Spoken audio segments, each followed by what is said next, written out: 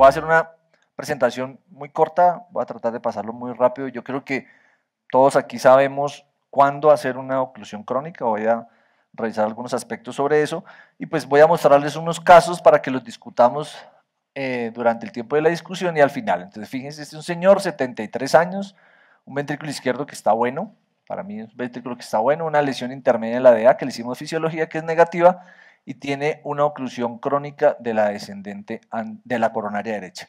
Aquí ustedes pueden ver, pues esta es inyección dual, donde podemos ver las colaterales que tiene y todo el segmento proximal y la oclusión de este paciente. Entonces, vamos a hablar, y este otro caso, qué pena, este otro paciente, para que lo discutamos también, este es un señor, 69 años, en enero de este año el paciente viene con un cuadro de enfermedad multivaso, oclusión completa de la descendente anterior, lesiones en DP, Ramus, con un ecocardiograma que muestra fracción de eyección completamente comprometida en 26% y una resonancia que muestra una ausencia de viabilidad en los territorios de la descendente anterior. Qué pena que no me corrió este video, pero bueno, aquí se ve una quinesia grandísima de la pared anterior. Este paciente vuelve en agosto, ¿sí? Con angina, aparentemente, créanme, con un poquito mejor de contractilidad en la pared anterior. Repetimos un test de viabilidad, en esta ocasión una gammagrafía que dice que hay algo de viabilidad en la pared anterior, segmentos medios y basales, con algo de necrosis en la pared apical, ¿sí? Entonces vamos a discutir qué hacer. Entonces cuando queremos decir hago o no hago una oclusión crónica, eso no depende solo de la anatomía, sino depende de muchos factores. Depende de el impacto clínico que queremos tener, ¿sí? La probabilidad de éxito, riesgos, y ahí vamos a hablar de las complicaciones. Entonces, cuando queremos hablar del impacto clínico, nos referimos a síntomas, la carga de isquemia y muy probablemente la recuperación de la fracción de eyección.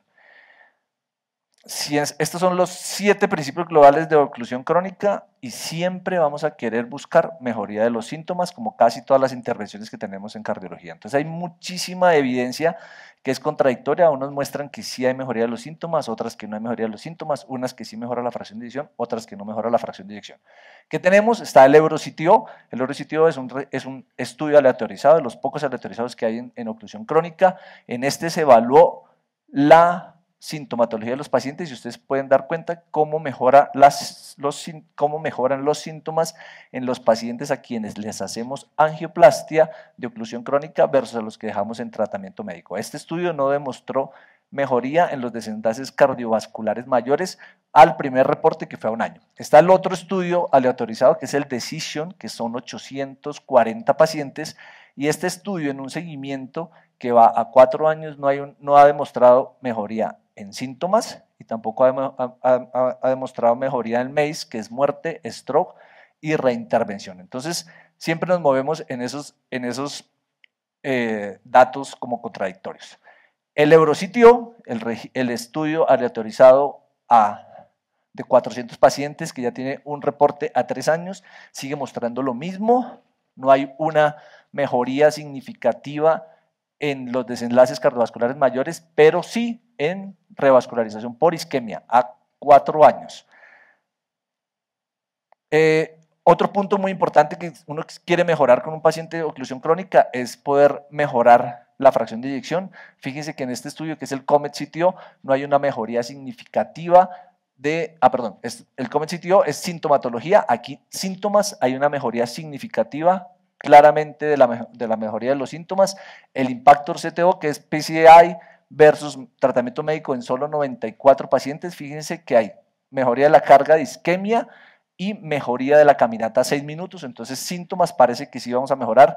Algo que perseguimos nosotros mucho es querer mejorar la fracción de eyección, mejorar la contractilidad, no hay una evidencia clara de que eso se pueda obtener mejor. Fíjense que las gráficas muestran que no hay una diferencia entre tratamiento médico y intervención de la oclusión crónica. Podría haber algo de mejoría cuando intervenimos la oclusión crónica de la descendente anterior o cuando hacemos intervenciones con pacientes que tienen fracciones de eyección por debajo de 45%, se puede tener una mejoría de 5.5% en la fracción de eyección. Arritmias ventriculares, claramente la arritmia ventricular se puede asociar, la mayoría de las descargas se pueden asociar cuando hay presencia de oclusión crónica. Entonces, una indicación puede ser tratar pacientes que tienen taquicardia ventricular, abrirle una oclusión crónica. Este es un estudio que se hizo en pacientes deprimidos versus no deprimidos, y en los pacientes que están deprimidos hay una mejoría significativa de los síntomas, incluso mejoría significativa de los síntomas depresivos después de abrir una oclusión crónica. Colaterales. Siempre creemos que hay una falsa creencia que de pronto las colaterales nos protegen el territorio isquémico, y fíjense que independiente de la calidad de la colateral, los territorios siguen siendo isquémicos en estos pacientes. O sea, no nos podemos confiar de que existan buenas colaterales para no tratar a estos pacientes. Entonces hay diferentes flujogramas, ¿sí?, para decidir si intervenimos o no intervenimos los pacientes. Obviamente podemos arrancar mirando si hay una necrosis, si hay ausencia de viabilidad. Si la hay, ¿sí?, si hay necrosis en el electro, hacemos una resonancia. Si no hay viabilidad ni isquemia, no vamos a considerar hacer nada, dejamos el manejo médico. Si hay síntomas, claramente vamos a hacer intervención de los pacientes que tienen oclusión crónica. Estas son las indicaciones que hay actualmente en las guías. La guía americana le da un nivel de evidencia 2B con nivel de evidencia B. Esto bajó de A a B por el reporte del Eurositio Trial, que es el único estudio aleatorizado que tenemos con oclusiones crónicas, y las europeas lo ponen como 2A con nivel de evidencia B. Listo. Ya hablamos del beneficio, obviamente experiencia del operador, y claramente la intervención en oclusión crónica se comporta de esta manera: entre más hagamos, más éxito y menos complicaciones vamos a tener. Fíjese este registro que nos reporta que si un paciente, un operador hace más de 10 CTOs al año, tiene una probabilidad de éxito del 74.6%, y los MACE van bajando, obviamente, si hace más intervenciones. Yo creo que eso es claro, y eso aplica, yo creo que para todas las intervenciones. La complejidad de la lesión, ese es otro punto para decidir si hacemos o no hacemos. Perdón, siempre tenemos que hacer una inyección dual, que tiene que ser, bueno, la inyección dual del caso, pero la inyección dual tiene que mirar esto: inyectar primero el vaso donante para que podamos ver las colaterales, el vaso distal, posteriormente inyectar el vaso enfermo, no hacer paneo de la mesa, ¿sí?, y hacer el cine hasta limpiar el contraste completamente. Esto, el análisis de una inyección dual nos permite hacer el plan y evitar complicaciones. ¿Qué vamos a ver en las inyecciones? Obviamente el K proximal, la longitud de la oclusión, la calidad, si está calcificada, el vaso distal y la presencia de colaterales. ¿Cómo podemos evaluar eso? Hay unos scores. Está el JCTO score, que nos puede predecir si nosotros podemos tener éxito o no a 30 minutos. ¿Sí? Este estudio se hizo con esto. Si tenemos a 30 minutos, podemos cruzar o no esa lesión. Entonces, si está muy difícil, cuando tenemos un puntaje más de 3, pues vamos a tener menos probabilidad de cruzar en 30 minutos esa lesión. Está el Progress CTO, que el Progress CTO tiene estos puntos: analizar el K proximal, la ausencia de colaterales para intervención, la tortuosidad y si es o no la circunfleja. Si tenemos más de 3 puntos, aquí dice que la probabilidad de éxito es alta, yo creo 76%, pero fíjense que si es poco el puntaje, podemos tener una tasa de éxito que está casi al 100%. El lecho distal, yo creo que es muy importante el lecho distal. Para mí, en las intervenciones siempre hay que evaluar eso. Si uno tiene un lecho distal que no tenga aterosclerosis difusa y que tenga un diámetro mayor de 2.5, que fue lo que se evaluó acá, uno tiene menos probabilidad de irradiarse más, menos la necesidad de utilizar disección, menos la probabilidad de utilizar abordaje retrógrado, menos probabilidad de perforar y bajar el MACE 2.5 versus 1.7% si tenemos una buena zona de anclaje. Entonces, desde el punto de vista anatómico, analizamos esas características con estos dos scores y pasamos al otro punto, que son las complicaciones, ¿sí? ¿Cómo vamos a analizar las complicaciones? Claramente la intervención de una oclusión crónica tiene más complicaciones que la intervención de no una oclusión crónica. ¿Por qué? Porque hacemos otras técnicas como puede ser disección reentrada, abordaje retrógrado, y tenemos que pensar no solo en complicaciones coronarias, no coronarias y no cardíacas. Hay que mirar las comorbilidades de los pacientes. ¿Qué podemos utilizar para predecir esas complicaciones? Está este Progress CTO Complication Score, que evalúa la edad de los pacientes, si están por encima de 65 años, si tiene tortuosidad y calcificación, si es mujer, si utilizamos técnica anterógrada versus retrógrada, da un punto si es una o la otra. Y fíjense el área bajo la curva para predicción de un mes completo, mortalidad, pericardiocentesis o infarto relacionado con el procedimiento. Entonces, La manera de escoger un paciente es si los beneficios superan la probabilidad de tener riesgos, analizando todos estos puntos. Listo.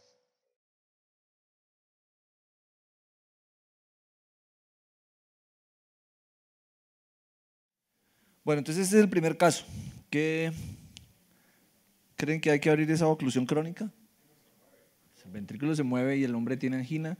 Yo creo que ese es el caso en el que hay que abrir una oclusión crónica, ¿cierto? Es el caso ideal, un hombre joven, funcional, que tiene síntomas y que tiene un miocardio que claramente está vivo. Vamos a disminuir pues MACE y vamos a mejorar sintomatología. ¿Qué abordaje harían? Bueno, la característica es que obviamente empieza una coronaria derecha, que muy probablemente todo esto es luz verdadera, ¿sí? Pero está muy enferma. Recanaliza abajo antes de la cruz por unas colaterales que se ven claramente que son septales de la descendente anterior. Hay calcio, ¿sí? No tenemos imagen intravascular, pero claramente se ve una sombra de calcio. No hay una tortuosidad así marcada, pero realmente es una oclusión crónica que tiene más de 2 centímetros. Probablemente este es un JCT score que es alto, ¿sí? Que es difícil abrir esta oclusión crónica. ¿Qué hubieras hecho, Luis? Bueno, una oclusión bien compleja, parece en realidad como si fuesen dos oclusiones, inclusive en el segmento medio y el segmento distal. La del segmento medio se ve con mucho más calcificación. Yo siempre intento anterogrado, el primary retrograde approach lo dejo para seleccionados casos. Intento anterogrado, así que intentarían hacerlo anterogrado y si no, pues optaría por alguna de estas vías retrógradas que también se ve que tiene buenos canales colaterales. Perfecto. Yo hice el mismo análisis. Yo creo que esto era luz del vaso, ¿sí?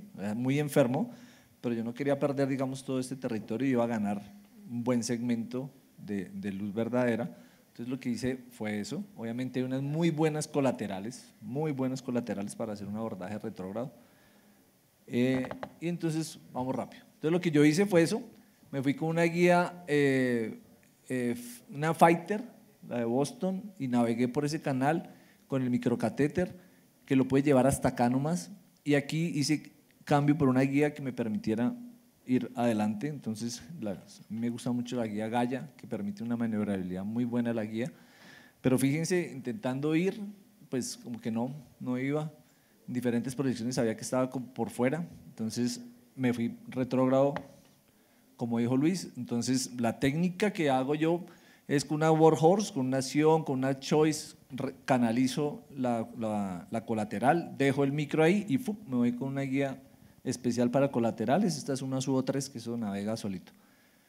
Si no tengo Subo 3, me va muy bien con la Fielder XT o la Sion. Esas son, digamos, como las 3 guías que yo puedo utilizar para navegar por las colaterales. Una vez ahí, entonces voy a hacer la técnica del CAR retrógrado. Yo logro avanzar mi micro hasta la luz verdadera distal. Fíjense acá, hago el no-call tanto proximal como distal, pero la verdad nunca pude bajar el Gaitchila, ¿sí? Y nunca pude tener una conexión como clara y como una posición clara de las dos guías. Incluso tenía como una extravasación de medio en las inyecciones finales. Fíjense aquí, no sabía si había hecho una perforacióncita chiquita, ¿sí? Muy probablemente. ¿Señor? Sí, claro. Pero bueno, el hombre no hizo derrame, pero ahí yo como que dije, uy, va a tocar parar. Pero bueno, se veía el chorrito ahí, que era chiquitico. Muy probablemente lo habíamos hecho con esta guía retrógrada que claramente no iba por la misma anatomía del vaso. Pero ya hemos hecho habíamos maltratado mucho ese vaso, ya hemos dilatado y bueno, finalmente aquí, por anterogrado, con una guía, 5 minutos, bueno, con una guía de trabajo, una hipercoat, logramos avanzar a la luz verdadera distal, pero claro, fíjense lo difícil que estaba el segmento enfermo, estaba muy estenótico, una lesión muy severa acá. Claro, yo alcancé a predilatar para poder bajar este micro, pero nunca la extensión de Gaitchila, pero nunca me bajó. Hasta cuando ya tenía la guía bien avanzada, pude avanzar un baloncito 1.5 que logró abrir esta lesión, que muy probablemente es lo que me está dificultando poder hacer el CAR retrógrado, porque para hacer el CAR retrógrado hay que llevar la extensión de catéter hasta allá, ¿sí? Ya después preparé con un cutting y ya el resto fue poner stents. El resultado es muy bueno. Preservamos todas las ramitas, que yo creo que eso es una cosa muy importante en oclusión crónica, tratar de preservar la gran cantidad de ramas, no solo la ADP, la posteriorventricular, sino las ramas marginales de la coronaria derecha.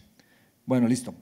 Rápido, paso. El otro caso, este hombre, mire, ¿se acuerdan del ventrículo que no les puedo mostrar? Esto fue en enero, una necrosis anterior grandísima, resonancia sin viabilidad, pero vuelve ahorita en agosto, el ventrículo aparente estar como mejor, como un poquito mejor de contractilidad. Entonces, ¿y ahora a quién le creo? Cambiamos la técnica de estudiar a este paciente, le hicimos una gammagrafía, sigue la oclusión crónica de la descendente anterior, ¿sí? Es un vaso que está tapado proximal, y la viabilidad ahora muestra que tiene algo de viabilidad en los segmentos mesiales y basales, pero sí una necrosis apical. ¿La tratan o no la tratan? Sí, yo creo que sí, digamos que eso es lo importante. Yo creo que este caso a mí me enseña que hay que seguir los pacientes, y fíjense que la fracción de eyección mejoró, muy probablemente no solo con la intervención de la ADP y este Ramos que al final se terminó restenosando, sino con el tratamiento farmacológico, porque este paciente obviamente se pone en manejo de falla, mejora la fracción de eyección, vemos otro test que es diferente y pues claro, lo llevamos a intervención de este vaso. ¿Qué harían ustedes? Anterógrado.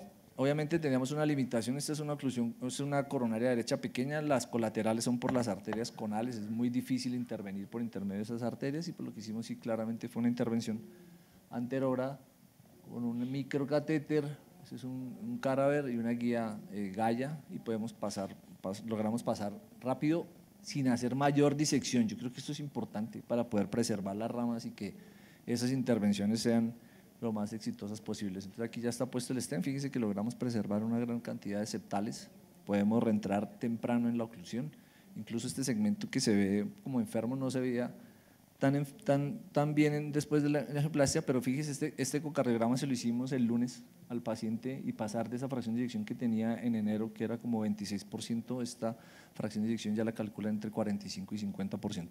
Entonces, yo sé que la intervención en la oclusión crónica la hemos satanizado, que no mejora, que no sirve, pero yo creo que hay que mirar los pacientes, seguirlos, porque beneficia. Y obviamente beneficiamos si sabemos hacerla y no corremos riesgos, porque ahí es donde yo creo que podemos hacer la diferencia. Muchas gracias.